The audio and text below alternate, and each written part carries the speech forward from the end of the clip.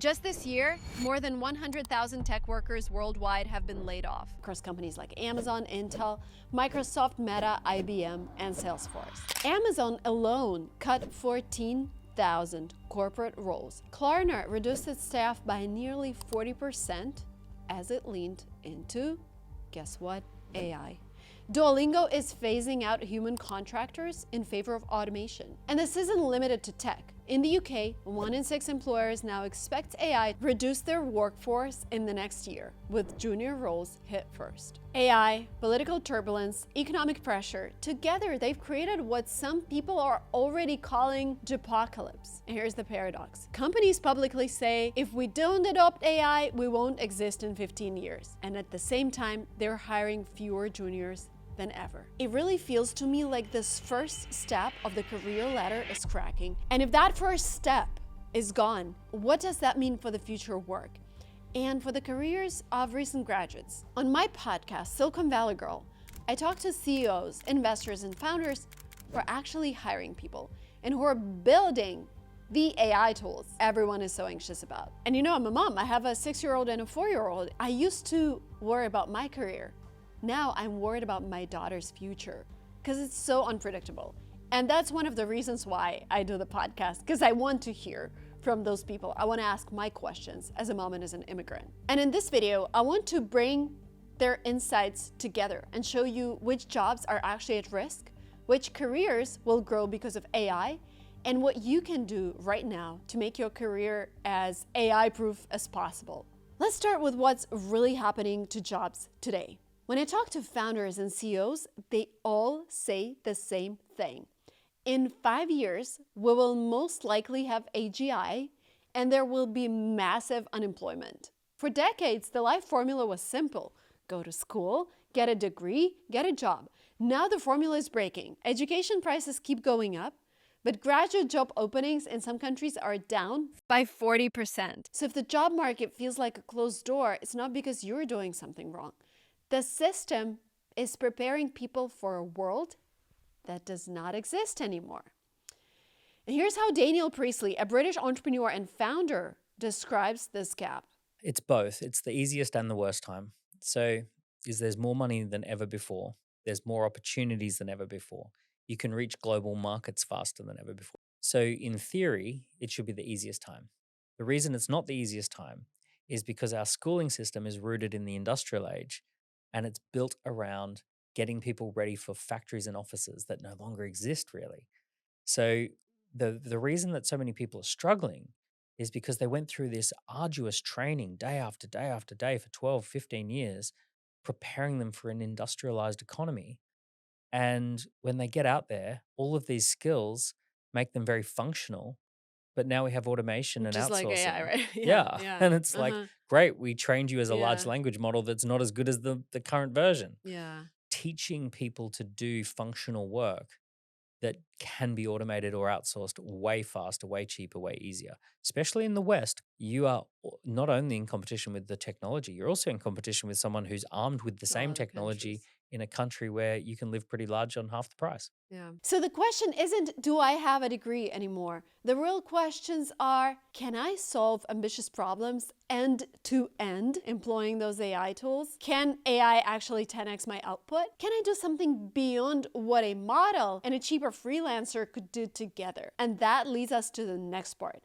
Which jobs are actually in danger and why? When people ask, which jobs will AI replace? They expect to hear coders, designers, maybe copywriters, but the reality is more nuanced and in some ways more scary. So I asked Perplexity to analyze my portfolio. Okay. And I asked it whether I should fire my financial advisor. And it was like, yes, you should do this immediately. Like that's the first time I saw something that definitive from AI. Like what's going to happen to these professions? Financial advisors, real estate Yeah. brokers. Yeah. Because Perplexity does Yeah. it now. And it created the whole strategy for me Yeah. to rebalance and everything. Getting the listings on like Redfin or Zillow with like a Comet like browser, or say you just have a recurring task that's running. It doesn't work yet, but it's going to work pretty soon, which is you could just have a task that says, every day morning, just look at all the new listings on Redfin.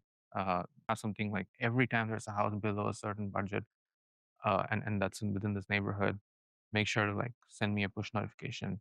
and submit an application on my behalf and schedule a meeting for a visit. You have access to my calendar, everything. You can. So Just take so if your agent only shows you listings on Redfin and Zillow, I think they're useless. But if your agent is doing off-market deals for you, they're still pretty useful because those things do not exist on the web. Okay. I feel like having the power of like intelligence and computer at your hands, it always comes back to that, means you can push the existing industry to like work harder for you. Same thing with private wealth management or financial advisors. Like, what are if the job of the financial advisor to tell you like what stocks to buy? Then I don't think it's useful. They're not going to be smarter than Perplexity, which you can go and summon and ask it to go read all the analyst reports on every stock and like all the morning day news and like come back to you and tell you like the impact on your portfolio. What would Warren Buffett do if he had exactly your portfolio? Like it can answer questions like that that no financial advisor Yeah. can. But if your financial advisor does more stuff for you, like getting you some access to certain funds like private equity or hedge funds, or access to like funds of Citadel or like some startups, venture capital, which you cannot get through just the public markets, then maybe they're useful, right? Clear pattern shows up. AI is not killing entire professions, it's killing the shallow version of those professions. A lawyer who just rewrites templates, that's easy to automate. A financial advisor who just picks a few mutual funds from a list, also easy to replace. You can already do that with Perplexity. A real estate agent who only sends you Zillow links, you don't need a human for that. But a lawyer who negotiates, strategizes, and builds deep trust with clients, very valuable. An advisor who gets you into deals you can't Google, oh my God, yes, please. An agent who finds off-market properties and navigates messy human situations, oh my God. Yes, I've been through that. I relied on my person. I just talked to someone who runs a nonprofit helping students from low-income families apply to colleges, and she actually sees how AI is helping them.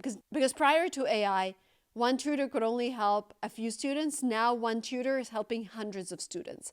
And because AI can answer a lot of generic questions. And she highlighted that they still need humans there to motivate people. And this is why students from those low-income families come to her nonprofit, because they need that support. They need a human to tell them, you can do it. You're worth it. You can apply to that college. And it was super important to me when I was applying to colleges, when somebody from Education USA told me, Marina, you can do it. And yes, I could Google a lot of things myself, but I can't Google motivation. What I'm saying here is that AI isn't replacing law or finance or real estate as fields. It is replacing job descriptions that are too basic. And that's exactly why so many people decide to build their own thing instead of fighting for one of those shrinking roles.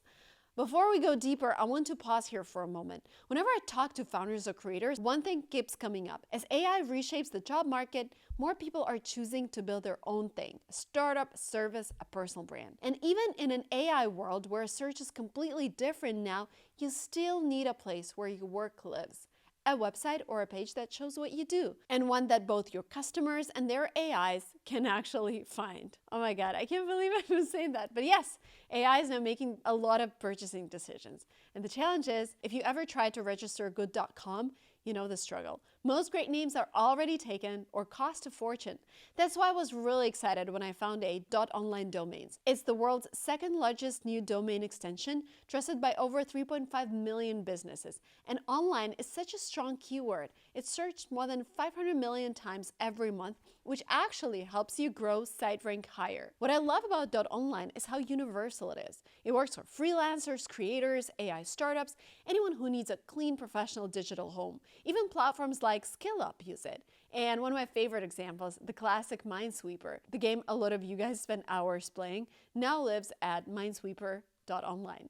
And because .com is so crowded, .online gives you room to get the name you actually want without weird numbers or dashes. So if you're building an AI product, launching a side project, or finally creating your own portfolio, now is the perfect moment to grab your domain. And for a limited time, you can get a .online domain for just 99 cents for the first year with my link and coupon code. Just go to www.get.online or use the code from the description and secure your name today. So let's look at the job loss problem at a different angle. Let's say you already have a pretty good job and you like it and it's interesting. You're inside the company, you see all these changes, and you're thinking, okay, how do I not get replaced by the next wave of tools? I asked my guests what they're doing with their own teams right now. There's still higher value work to do. So But they're still in the company. They're still in the company and there's still work to be done. Like everything's elevating. But what we discovered is that there's this ability to pull the scalable element out and address a market that was never even being addressed. So it's not like you're replacing people, it's more of you're elevating them. There's definitely an element of replacing people.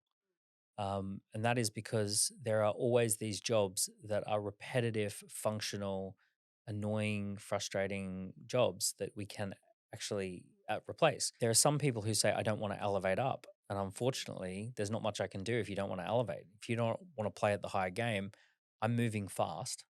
So you've got to either elevate towards that or find something else. Yeah. This is basically the new contract at work. AI takes the boring, repeatable tasks. Humans move up to higher value problems. If you refuse to move up, you eventually move out. And big tech CEOs are thinking the exact same way. We see big companies put a stop on hiring and they say like, hey, to their employees, you need to figure out how to do this with AI first before we hire someone. What do you think about that? I think it's a reflection of, a fast-changing market and a lot of uncertainty, both, in the political environment and in the tech environment of where things are going. And the natural tendency to do is to go slower a little bit. And you might decide, some people are no longer the right folks in my company for that kind of environment where things are moving incredibly fast, where you're almost forced to use AI to keep up with the competition. Like the realization I think that many companies had in the last few months is that if we have employees that say we don't want to use AI, that ultimately means we as a company are no longer set up for success because our competitors are all using AI or they're mandating AI. And I think this is the transition phase we're going through. Things like Mark Zuckerberg getting the Scale AI team into the company. I think that shows where Mark's head is and where he believes the future is going to be. And he's willing to invest into it. Yeah. So if you already have a job, your number one goal is very simple. Become the person who knows how to do your job with AI, not in spite of it. And if you're a manager and you're watching this, another meaningful thing I took away from a conversation with this lady who runs this nonprofit helping students apply to colleges. And when she was introducing this AI tool, when she was talking to her team, she told them to focus on the problem that they're solving with this tool, because that tool allowed her team to spend their limited amount of time on actually encouraging students to apply and motivating them versus answering generic questions. So in order to become a person who knows how to do their job with AI, you can start with really easy practical exercise. Ask yourself, what are the 3 most repetitive things I do every week? Is it writing emails, making reports, doing research, cleaning data? Then build a tiny AI system around each one. This can be prompts, small automations, agents, very basic, anything that saves time. I really like spaces in Perplexity. Like I have a space for my high cholesterol. I have a space for guests that I'm researching. And then you just notice how you save 30 to 50% of your time on that repetitive stuff. I don't type my emails anymore. I just talk to ChatGPT and it writes my emails. So I keep asking myself, what higher level work can I move to? Where is this highest ROI? Where should I invest more time in? And where should I delegate to AI? That's how you move from replaceable task doer to irreplaceable operator. That brings us to one of my favorite questions. My daughters are 4 and 6, and I always ask entrepreneurs, what skills should our kids learn for this new world? And honestly, the answer is very similar for them and for us. Generally speaking, AI, I don't suggest waiting, because part of what you want to be doing, just like any new technological revolution, whether when YouTube was happening, when the internet's happening, the folks who go and adopt and play with it early then have a differential edge in the change that it means in the industry and their society. And so even though 3 years from now the coding tools will be and agents will be much better than they are now, the people who started playing with them now will probably be the people who know how to use them and deploy them much more comfortably early. So what do you think parents should be teaching their kids now? I think it's still important to be good at learning knowledge from first principles yourself. and not depending on the sort of AI tutor leading you through. Like, I think one of the most important things is from school is the discipline of being able to teach yourself. That's a meta skill. And that, that comes with friction. So I think as a parent, you still have to introduce like discipline and friction into the process, because if it comes all too slowly and it's always on tap, then there's a risk that the child could just get used to having everything instantly available and doesn't learn from the hard work, the benefits of hard work, which I think are important. So that's like something to think through now that everything is going to be so seamless. Then I asked the founder of Replit, Amjad, what he's teaching his own kids, because he's an immigrant and his kids are the same age as mine. When I'm thinking about my kids and what we're going to do in the future, I think about this idea of being more of a polymath, right? Like if you think about, even before the Industrial Revolution, the people that are most memorable, like Leonardo da Vinci, for example, did a lot of things. It was an engineer, was an artist, was all sorts of things, right? And the kind of elite education used to be about understanding a lot of things, about spending a lot of time learning about everything. And I think this is where the education needs to be headed, where the Industrial Revolution created a world where humans are treated like machines. If you think about corporations or factories are one big machine, and every individual person kind of doing the assembly of one thing is a part. And I think it was very dehumanizing. And I think we're going to go back to a moment of time where there's a lot more opportunities for entrepreneurship.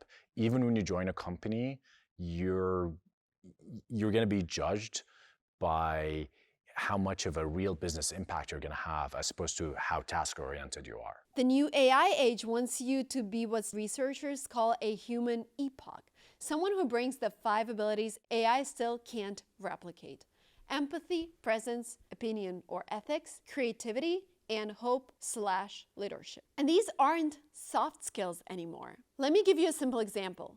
2 people can both use ChatGPT to write a report, but only one of them can walk into a meeting and read the room, understand why a client is nervous, understand what could be a hesitation, reframe the problem when the model's answer isn't enough, make a judgment call when the data conflicts, inspire the team to move forward.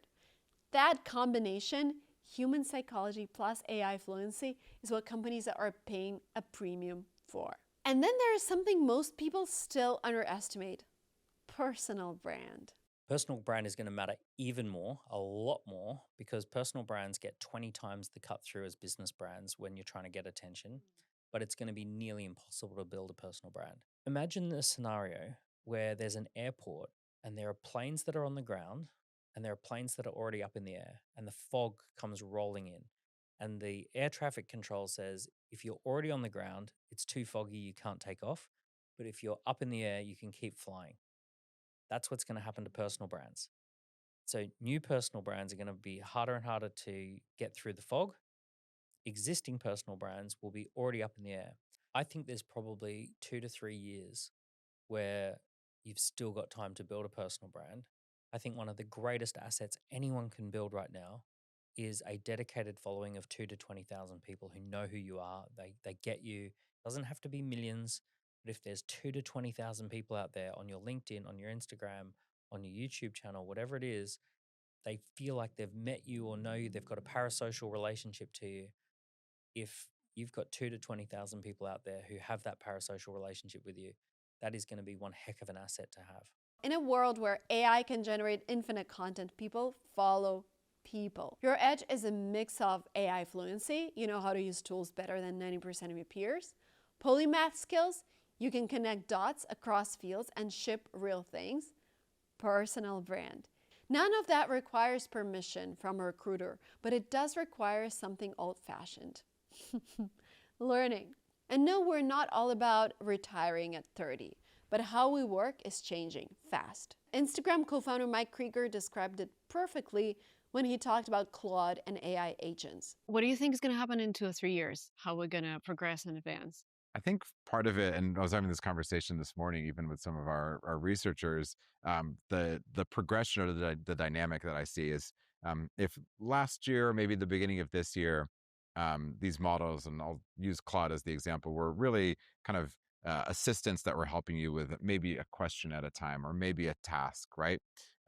This year, they're moving more into collaborators where, especially if you watch somebody use Claude Code, for example, they're actually delegating what would have taken them maybe 20, 30 minutes, and Claude's going off and doing it. And then you're checking in and you're more on the sort of validating or verifying work, right? Going into next year, you're going to delegate even bigger chunks of time or even like pieces of the job out to that. So it's not just, I have this very specific thing, please go do it. And it could be more sort of think of it, Claude, as something that's in the loop of your business. So, hey, Claude, watch for any new user feedback and maybe propose a change based on that. And you can imagine evolving that. Don't just propose a change, write the code to make the change, and I'll check if it's a good idea or not. And then the next step there is Claude actually being an entire sort of coworker where it has a discipline. So not just a project that happens to be a good thought partner for product management, but an actual product manager in your company. This for me is the blueprint of AI-proof careers. You work with models that see patterns better than any human ever could, and you bring the things that absolutely can't. Judgment, taste, ethics, lived experience, emotional support. In other words, you become the translator between messy human reality and superhuman AI systems. With all these tools, it's natural to ask, do we even need formal education? As Perplexity's CEO, Aravind, if he'd still do a PhD today, and what he'd tell an 18-year-old starting from scratch. The fundamental thing you learn in a PhD is learning to learn. Like I did a lot of research in my PhD, which doesn't matter today, but I got the ability to like go learn a new topic, dig deep, understand everything, gather my information, consult like whoever is the best expert, which by the way is not needed anymore because you have tools like Perplexity, subject expertise to go make decisions and like, branch out. That is what you acquire, that skill. Zoom out and think beyond materialistic goals. Like just foundationally as a person, you become a lot more grounded in like the willingness to seek truth, the relentless questioning, the Socratic method of learning, and learning to learn. And I feel like these three qualities are like reflective of this proverb or phrase, right? Like give a man a fish, you feed him for a day. Teach a man to fish, you feed him for a lifetime. Like that's how I feel about PhD. So no, you do not need a PhD to succeed in AI, but you do need the thing a good education was always supposed to give you, the ability to learn fast, the ability to ask better questions, to go deep when everyone else is just skimming. AI makes it easier than ever to access knowledge. It does not replace your responsibility to actually use it. So let's put this all together. Yes, entry-level jobs are disappearing. Yes, simple, repeatable work is becoming less valuable, even if it's intellectual. The people actually building this future keep saying the same thing. This is both the hardest and the best time to build your career. If you want to be on the winning side of this shift, here's a simple plan you can start this month, something real, something doable. Step number 1, learn to work with AI, not around it. Write down the tasks you repeat every week, reports, research, emails, content, and keep iterating. Don't stop there. Build AI workflows for them using ChatGPT, Perplexity, Claude. Keep trying those new tools. Your goal is to cut the time in half for just 3 to 5 tasks in the next 30 days and put it into your CV or LinkedIn. Reduced X task by 50% using AI workflows. That's a language hiring managers understand. Step number 2, go deep in one area, then expand. Pick a field and commit to 1 full year of uncomfortable depth.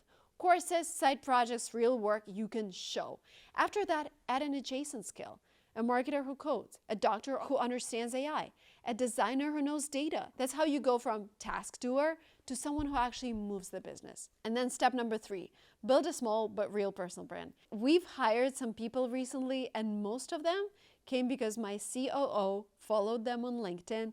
She liked their way of thinking. She liked their experience. She reached out on LinkedIn. We were not chasing people with 1 million followers, just a couple of thousand people who know what you're good at. Post once or twice a week about what you're learning, building, and improving. Share experiments, share case studies, and numbers. Document the journey instead of waiting to feel ready. So to wrap this up, the future work isn't humans versus AI. It's humans plus AI. And the gap between those who adapt and those who don't is getting wider every month. If you want me to break down specific AI workflows for your job or industry, Tell me what you do in the comments. I might make a whole video around it. And if this helped you feel a little less apocalypse and a little more, okay, I actually have a plan, hit the like button so that more people can see this video. Your career is not over. It's just in beta, and you're the one shipping the next version. Thank you so much, and I'll see you very soon on this channel. Bye.